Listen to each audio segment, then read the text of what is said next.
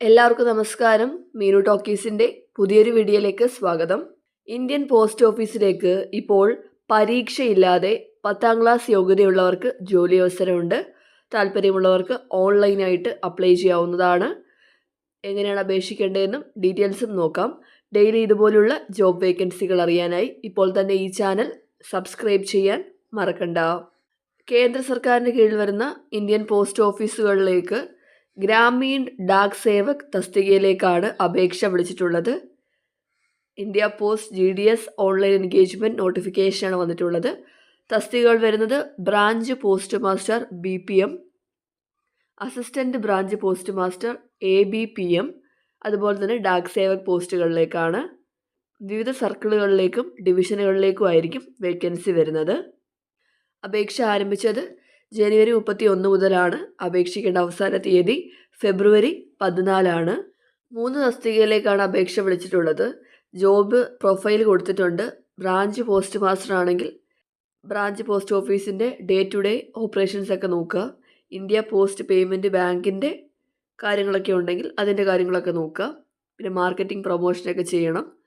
ഇതൊക്കെയാണ് ഡ്യൂട്ടീസ് വരുന്നത്. പിന്നെ അസിസ്റ്റൻറ്റ് ബ്രാഞ്ച് പോസ്റ്റ് മാസ്റ്റർ ആണെന്നുണ്ടെങ്കിൽ sale of stamp or stationery, പിന്നെ മെയിൽ ഡെലിവറി ചെയ്യണം. വീടുകളിൽ പോയിട്ട് മെയിൽ ഡെലിവറി ചെയ്യണം. BPMനെ അസിസ്റ്റ് ചെയ്യുക. മാർക്കറ്റിംഗ് ആൻഡ് പ്രൊമോഷൻ, ഇതൊക്കെയാണ് ജോലിയുടെ ഭാഗമായിട്ട് വരുന്നത്. ABPM ആയിട്ട് സെലക്ട് ആവുന്ന ആളുകൾ നിങ്ങൾക്ക് നിയമനം ലഭിക്കുന്ന പോസ്റ്റ് ഓഫീസിൻ്റെ പരിധിയിൽ തന്നെ താമസിക്കേണ്ടതാണ്. അടുത്തത് ഡാക് സേവകാണ്. ഡാക് സേവക് എന്ന് പറയുമ്പോഴത്തേക്കും പോസ്റ്റ്മാൻ പോലുള്ള പോസ്റ്റുകളാണ്. ചെയ്യേണ്ടത് ഈ ഡെലിവറി, നമ്മുടെ മെയിലുകളൊക്കെ വീടുകളിൽ കൊണ്ട് കൊടുക്കുക. Sale of stamp or stationery, railway mail സർവീസൊക്കെ ഉണ്ടെങ്കിൽ അവിടുത്തെ സോർട്ടിംഗ് ഓഫീസുകളിൽ വർക്ക് ചെയ്യണം. മെയിലൊക്കെ ചെക്ക് ചെയ്യണം. മെയിൽ എന്ന് പറയുമ്പോൾ ഇവിടെ പോസ്റ്റൊക്കെ ചെക്ക് ചെയ്യുക. ഇതൊക്കെയാണ് വരുന്നത്. അതുപോലെ തന്നെ ഡാക് സേവക് ആയിട്ട് സെലക്ട് ആവുന്നവരും പോസ്റ്റ് ഓഫീസിൻ്റെ പരിധിക്കുള്ളിൽ തന്നെ താമസിക്കുന്നവരായിരിക്കണം. ഇനി ശമ്പളം എങ്ങനെയാണെന്ന് നോക്കാം. ബ്രാഞ്ച് പോസ്റ്റ് മാസ്റ്റർ BPM ആണെങ്കിൽ 12,000 മുതൽ 29,380 വരെയാണ് ശമ്പളം. ABPM ഓർ ഡാക് സേവക് ആണെങ്കിൽ 10,000 മുതൽ 24,470 വരെയാണ് ശമ്പളം ലഭിക്കുന്നത് പെർ മന്ത്. പ്രായപരിധി 18 മുതൽ 40 വയസ്സ് വരെയാണ്. ഇതുകൂടാതെ പ്രായത്തിൽ ഇളവുണ്ട്.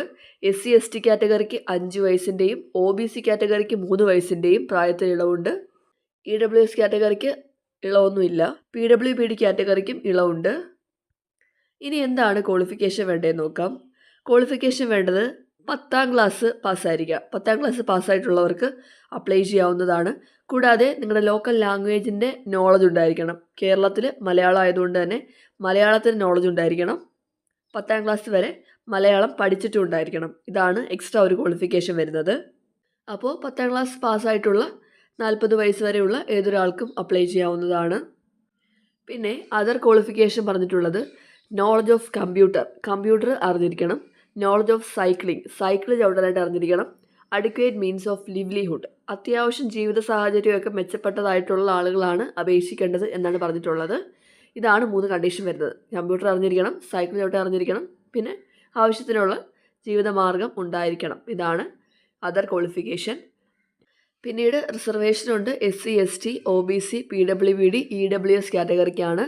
റിസർവേഷൻ ക്ലെയിം ചെയ്യുന്ന കാറ്റഗറി ആണെങ്കിൽ കൃത്യമായിട്ടുള്ള സർട്ടിഫിക്കറ്റുകൾ പ്രൊഡ്യൂസ് ചെയ്യേണ്ടതാണ്. സർട്ടിഫിക്കറ്റിൻ്റെ ഫോർമാറ്റ് ഇവിടെ തന്നെ കൊടുത്തിട്ടുണ്ട്. ഇനി എങ്ങനെയാണ് സെലക്ട് ചെയ്യുന്നതെന്ന് നോക്കാം. നിങ്ങൾ കൊടുക്കുന്ന ആപ്ലിക്കേഷൻ്റെ അടിസ്ഥാനത്തിലായിരിക്കും ഷോർട്ട് ലിസ്റ്റ് ചെയ്യുന്നത്. നിങ്ങൾക്ക് 10ാം ക്ലാസ്സിലേക്ക് കിട്ടിയ മാർക്കിൻ്റെ അടിസ്ഥാനത്തിലാകും ഷോർട്ട് ലിസ്റ്റ് ചെയ്യുന്നത്. പ്രത്യേകിച്ച് ഇതിന് എക്സാമോ കാര്യങ്ങളോ ഒന്നുമില്ല. ഇവിടെ ഗ്രേഡും അതിന് കിട്ടുന്ന ഗ്രേഡ് പോയിൻറ്റും ഒക്കെ കൊടുത്തിട്ടുണ്ട്. ഇതനുസരിച്ചാണ് സെലക്ട് ആവുന്നത്. ഇനി സെലക്ട് ആവുന്നവർക്ക് ഫിസിക്കൽ വെരിഫിക്കേഷൻ ഉണ്ട്, ഡോക്യുമെൻസിൻ്റെ വെരിഫിക്കേഷൻ ഉണ്ട്. ഷോർട്ട് ലിസ്റ്റ് ആവുന്ന ആപ്ലിക്കൻസിൻ്റെ ലിസ്റ്റ് വെബ്സൈറ്റിൽ പബ്ലിഷ് ചെയ്യുന്നതായിരിക്കും. അങ്ങനെ പേര് വരുന്ന ആളുകൾ വെരിഫിക്കേഷന് പോകേണ്ടതാണ്. എവിടെയാണ് വെരിഫിക്കേഷന് പോകേണ്ടതെന്നുള്ളതും അവരെ അറിയിക്കുന്നതായിരിക്കും. നിങ്ങളുടെ ഫോൺ നമ്പർ വഴിയോ അല്ലെങ്കിൽ ഇമെയിൽ വഴിയോ ആയിരിക്കും ഇതുപോലുള്ള വിവരങ്ങളൊക്കെ കിട്ടുന്നത്. ഇനി എങ്ങനെയാണ് അപ്ലൈ ചെയ്യേണ്ടതെന്ന് നോക്കാം. അപ്ലൈ ചെയ്യാനായിട്ട് നിങ്ങൾ ആദ്യമേ 1 ടൈം രജിസ്ട്രേഷൻ ചെയ്യണം. എന്നിട്ട് ഓൺലൈൻ ആപ്ലിക്കേഷൻ ഫില്ല് ചെയ്തിട്ടാണ് അപ്ലൈ ചെയ്യേണ്ടത്. നിങ്ങൾ അപ്ലൈ ചെയ്യേണ്ട സൈറ്റ് ഇതാണ്: india.post.gov.in/GDS ഓൺലൈൻ എൻഗേജ്മെൻറ്റ്. ഈ സൈറ്റ് വഴി നിങ്ങൾ ആദ്യമേ രജിസ്റ്റർ ചെയ്യുക. രജിസ്റ്റർ ചെയ്യുമ്പോൾ നിങ്ങൾക്കൊരു യുണീക്ക് രജിസ്ട്രേഷൻ നമ്പർ കിട്ടും. അത് കഴിഞ്ഞ് നിങ്ങളുടെ ഇമെയിൽ ID, മൊബൈൽ നമ്പർ ഉപയോഗിച്ചുകൊണ്ട് ലോഗിൻ ചെയ്ത് അപ്ലൈ ചെയ്യാവുന്നതാണ്. നിങ്ങൾ ഓൺലൈനായിട്ട് അപ്ലൈ ചെയ്യുമ്പോൾ എന്തൊക്കെ ഇൻഫർമേഷനാണ് കൊടുക്കേണ്ടതെന്ന് നോക്കാം. പേഴ്സണൽ ഡീറ്റെയിൽസ് കൊടുക്കണം, എഡ്യൂക്കേഷൻ ഡീറ്റെയിൽസ് കൊടുക്കണം, നിങ്ങൾ ഏത് ഡിവിഷനിലേക്കാണ് അപ്ലൈ ചെയ്യാൻ പോകുന്നുള്ളത് സെലക്ട് ചെയ്ത് കൊടുക്കണം, പോസ്റ്റ് പ്രിഫറൻസ് കൊടുക്കുക, നിങ്ങളുടെ ഫോട്ടോയും സിഗ്നേച്ചറും അപ്ലോഡ് ചെയ്യണം, ഫൈനൽ സബ്മിറ്റ് ചെയ്യുക, അപ്ലൈ ചെയ്യുക. അതുപോലെ തന്നെ അപ്ലൈ ചെയ്യാനായിട്ട് ആപ്ലിക്കേഷൻ ഫീസ് ഉണ്ട്. 100 രൂപയാണ് ആപ്ലിക്കേഷൻ ഫീസ് വരുന്നത്. ഫീമെയിൽ ആപ്ലിക്കൻസിനും SC/ST കാറ്റഗറിക്കും PWBD കാറ്റഗറിക്കും ട്രാൻസ് വുമണിനും ആപ്ലിക്കേഷൻ ഫീസ് ഇല്ല. ലോക്കൽ ലാംഗ്വേജസിൻ്റെ ലിസ്റ്റ് കൊടുത്തിട്ടുണ്ട്. കേരളത്തിൽ ഓഫ് കോഴ്സ് മലയാളം തന്നെയാണ്. ഇനി ഇവിടുന്ന് അങ്ങോട്ട് ഓരോ സർട്ടിഫിക്കറ്റുകളുടെ ഫോർമാറ്റാണ്. ഈ ഫോർമാറ്റ് അനുസരിച്ചാണ് നിങ്ങൾ ഓരോ സർട്ടിഫിക്കറ്റും അപ്ലോഡ് ചെയ്യേണ്ടത്. SC/ST OBC എല്ലാം കൊടുത്തിട്ടുണ്ട്. EWS. അപ്പോൾ ഇത്രയും കാര്യങ്ങളേ ഉള്ളൂ. കേന്ദ്ര സർക്കാരിൻ്റെ കീഴിൽ വരുന്ന വിവിധ പോസ്റ്റ് ഓഫീസുകളിലേക്ക് പരീക്ഷയില്ലാതെ ഇപ്പോൾ 10ാം ക്ലാസ് യോഗ്യതയുള്ളവർക്ക് ജോലി അവസരമുണ്ട്. ഗ്രാമീൺ ഡാക് സേവകായിട്ട് അപ്ലൈ ചെയ്യാവുന്നതാണ്. താല്പര്യമുള്ളവർ അപേക്ഷിക്കുക. ഡെയിലി ഇതുപോലുള്ള ജോബ് വേക്കൻസികൾ അറിയാനായി ഇപ്പോൾ തന്നെ ഈ ചാനൽ സബ്സ്ക്രൈബ് ചെയ്യുക. മറ്റൊരു വീഡിയോയുമായി കാണുന്നവരെ നന്ദി.